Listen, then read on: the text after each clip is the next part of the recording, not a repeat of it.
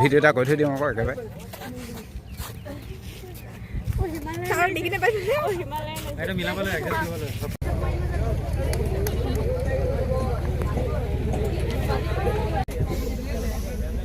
এইফালে চাই দিয়া সকলোৱে হাই এটা দি দিয়া ক'ত গৈ আছা দিয়া ডিব্ৰু চৈখোৱা ৰাষ্ট্ৰীয় উদ্যান অঁ ঠিক আছে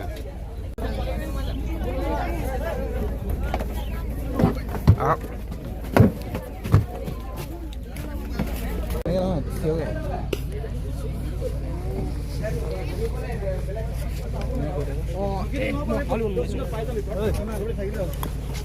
চৈখোৱা ৰাষ্ট্ৰীয় উদ্যান আৰম্ভ হৈ গৈছে ন কিবা এটা কৈ দিয়া ভাল লাগিছে আমি তিনিখন বিদ্যালয় ইয়াত আহি সমবেত হৈছোঁহি আৰু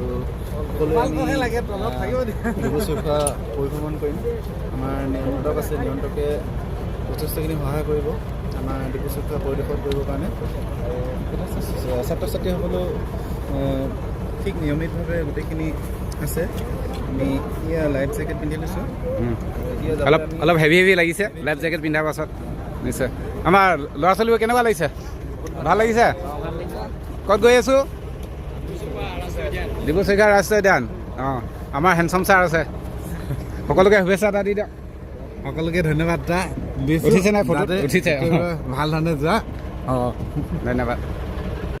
অন ৰেকৰ্ড আছে দেই পৰিলে উঠি যাব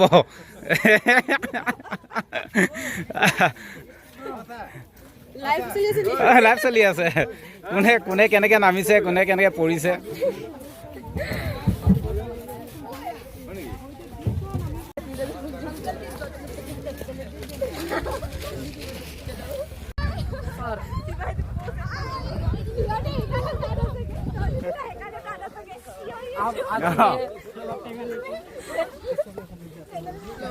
না পাছত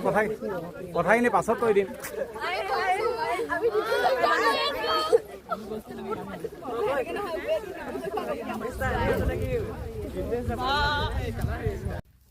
সবেই চেষ্টা কৰিবা প্ৰকৃতিক জানিবৰ কাৰণে মই থুলমূলকৈ কৈছোঁ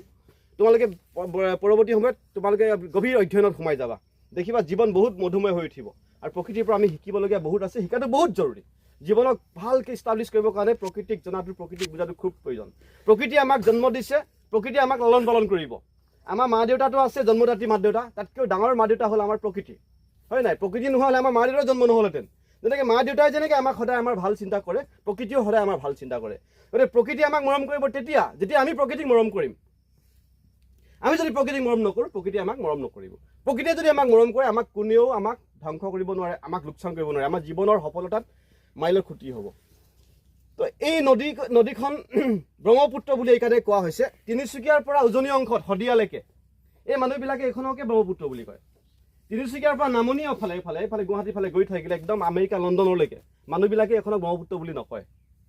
বেলেগ এখন নদী ব্ৰহ্মপুত্ৰ বুলি কৈ থাকে সেইখনৰ নাম হ'ল চাংপু নদী তিব্বতত এখন নদী আছে তাৰ নাম য়াংলুং চাংপু অৰুণাচলত সেইখনৰ আহি সোমাই তাৰ নাম লৈছে চিয়াংখন আহি অসমত সোমাই সেইখনৰ নাম লৈছে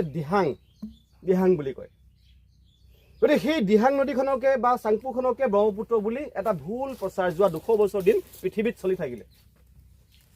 কিন্তু আমি এইটো অধ্যয়ন কৰি এতিয়া নিশ্চিত হৈছোঁ যে ভুল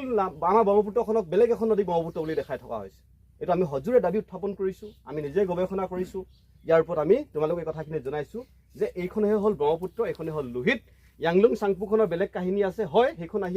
মহৰ খুঁটি গৰু খুঁটিৰ নাম চবেই জানে চাগে ইয়াতে গৰু ম'হবিলাকৰ পোৱালিবিলাক থাকে আৰু মাকবিলাক গুচি যায় সন্ধিয়া আহিব মাকবিলাক পোৱালিক গাখীৰ দিবলৈ তেতিয়াই মালিকে ধৰি গাখীৰ খীৰাব আৰু সেইবিলাক গাখীৰ কাহিনীখিনি নকওঁ আৰু গাখীৰ খুঁটিৰ কনচেপ্টটো যদি কোনোবাই জনা নাই মহৰ খুঁটি গৰু খুঁটি এইটো এটা বহুত পুৰণা আমাৰ পৰম্পৰা তো আমি পৰিৱেশ বুজিবলৈ হ'লে অকল গছ গছনি বা জীৱ জন্তু বুজিলে নহ'ব তাত প্ৰত্যেকবিধ জীৱৰ অৱস্থান প্ৰত্যেকবিধ জীৱৰ জীৱিকা প্ৰত্যেকবিধ জীৱৰ লাইভলিহুড এইবিলাকো আমি বুজিব লাগিব এতিয়া মানুহো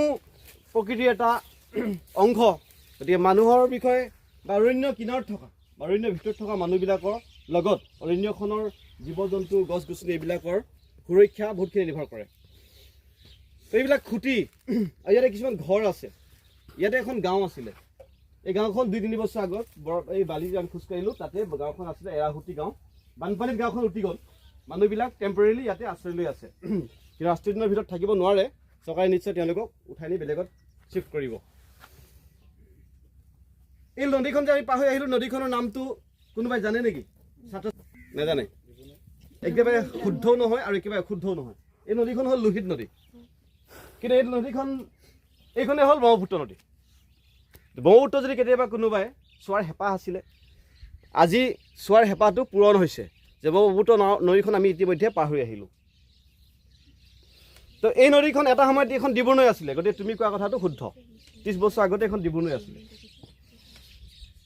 নদীবিলাকৰ গতিবিলাক সলনি হৈ থাকে মাজে মাজে এটা সময় আছিলে ইয়াত লোহিত নদী নাছিলে যেতিয়া আমি সৰু আছিলোঁ 30 বছৰ আগতে আৰু লোহিত নদীখন আছিলে ঢলা শদিয়া যে আমি যাওঁ সেই যিখন ব্ৰিজৰ তলৰ নদীখনে লোহিত নদী সেই নদীখন এই ডিব্ৰুচৈখোৱাখন দীঘলীয়া এনেকুৱা দীঘলে প্ৰায় 70 কিলোমিটাৰ একেবাৰে ডিব্ৰুগড়ৰ পৰা অলপ আগৰ ৰহমীয়া ওচৰৰ পৰা একেবাৰে শদিয়া ওচৰলৈকে এখন দীঘলীয়া আৰু বহল প্ৰায় 14 কিলোমিটাৰ আকাশী দূৰত্বটো গতিকে এই দীঘলীয়া গোটেই ডিব্ৰুচৈখোৱা এই ইয়াৰ মাথাটোত একদম উজনি অংশত লোহিতখন সিফালৰ পৰা আমি যেনেকৈ শদিয়ালৈ গ'লোঁ সেইফালৰ পৰা চিধা গৈ সিফালে এখন দিবাং নদী আহি আছিলে নদীখনত খুন্দা মাৰিছিলে তো নদীখনত খুন্দা মাৰিছিলে তেতিয়া এই ডিব্ৰুচৈখোৱাটো নদী দ্বীপ নাছিলে এইটো ঢলা হাতীগুলি অঞ্চল ইয়াৰ লগত কানেক্টেড আছিলে নে ঢলা ফালৰ পৰা খোজকাঢ়ি নাৱত নুথাকিও ডিব্ৰুচৈখোৱা আহিব পৰা হৈছিলে আমি যেতিয়া সৰু আছিলোঁ 30 বছৰ আগৰ কথা কৈ আছোঁ তাৰপিছত এই নদীখনক অনন্ত নলা বুলিও কয় ইয়ালৈকে ডিব্ৰুচৈখোৱাত ইয়াক অনন্ত নলা বুলি কয় হাতীগুলি নামৰ ঠাইত হাতীগুলি এখন গাঁও ঢলা তাত হাতীগুলি গাঁও আছিলে তো লোহিত নদী কিনাৰত গাঁৱত অনন্ত নামৰ এজন মানুহে তাতে নিজৰ বাৰীৰ এনেকুৱা নলা কাটিছিলে পানী যোৱা ঢাপ সেই পানী যেতিয়া বাঢ়িলে লোহিত নদীৰ পানী সেইফালে বাগৰি আহিলে নলা দি লাহে লাহে নলাটো বহল হৈ আহিলে পানী আহি থাকিলে বহল হৈ আহিলে আৰু এটা সময়ত গোটেই নদীখন সেই নলাটো দি গুচি আহিলে সেইকাৰণে ইয়াক অনন্ত নলা বুলি কোৱা হয় এই লোহিতখন এইফালে গুচি আহিলে বেছি পুৰণা ইতিহাস নহয় সেইটো যোৱা 30 বছৰ আগৰ কথা কৈ আছোঁ তিনিচুকীয়া কলেজৰ প্ৰাক্তন principal doctor Bhuban Gogoi sir তেওঁ সেই অনন্ত নলাৰ ওপৰত গৱেষণা কৰি PhD কৰিছিল সেইকাৰণে এখন লোহিত নদী তুমি কোৱা নিচিনাকৈ তোমালোকৰ দেউতাহঁতৰ দিনত এইখন ডিব্ৰু নদী আছিলে আনকি আমিও এখন ডিব্ৰু নদী বুলিয়ে দেখিছিলোঁ এই নদীখন আমি সৰু হৈ থাকোঁতে হাফ পেণ্ট পিন্ধি পাৰ হৈছিলোঁ ইয়াৰ পৰা সেই কাঠৰ টুকুৰাটোমান বহল আছিলে এই ঘৰটোমান বহল আছিলে নদীখন আৰু আঁঠুটোৰ তলত কেতিয়াবা বাম হৈ যায় খৰালি সেইখন নদী এতিয়া প্ৰায় 3 কিলোমিটাৰ বহল হ'ল আৰু এইখন লোহিত নদী তো এইখন ব্ৰহ্মপুত্ৰ বুলি ক'লে কিছুমানে মানি ল'বলৈ টান পায় কিন্তু এটা কথা মই তোমালোকক সুধিছোঁ লোহিতৰ আন এটা নাম কি বাৰু ব্ৰহ্মপুত্ৰ আন এটা নাম কি এইখন লোহিত হয় মই 100% নিশ্চিত দি কৈছোঁ তেতিয়াহ'লে এখন ব্ৰহ্মপুত্ৰ হ'ব নহয় এইটো ডাঙৰ কনফিউজন তোমালোকে এইটো অলপ আমি ৰাষ্ট্ৰীয় উদ্যান বুলি ক'লে বহুতে কেৱল বাঘ হাতী ভালুক চাব পাম বুলি ভাবে সেইটো নহয় তো এইখন হ'ল প্ৰাকৃতিকভাৱে সৃষ্টি এখন উদ্যান